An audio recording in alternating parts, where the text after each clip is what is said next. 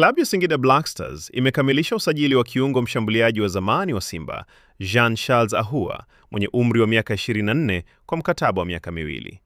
Taarifa zinaeleza kuwa Ahoua amejiunga na Singida Black Stars akiwa mchezaji huru baada ya kuvunja mkataba wake na klabu ya CR Belouizdad ya Algeria, ambapo aliondoka bila kulipwa fidia yoyote kufuatia makubaliano ya pande zote. Ahoua anarejea tena katika ligi kuu ya Tanzania baada ya kuondoka Simba mapema mwaka huu. Wakati akiitumikia Simba, kiungo huyo alijizolea sifa kubwa kutokana na uwezo wake wa kutengeneza nafasi za mabao, kufunga mabao muhimu na kuiongoza safu ya ushambuliaji kwa ubunifu mkubwa, jambo lililomfanya kuwa mmoja wa viungo bora waliowahi kucheza katika ligi hiyo.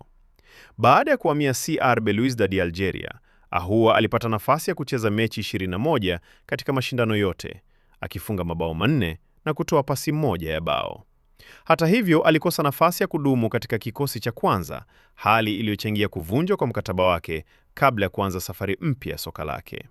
Taarifa zaidi, usiache kusubscribe channel yetu ya Usajili Wetu, uwe wa kwanza kupata taarifa zote za kimichezo. Pia, tunapatikana kwenye mitandao yote ya kijamii: Facebook, Instagram, TikTok pamoja na Twitter kwa jina la Usajili Wetu. Jina langu ni Shabi Graphics.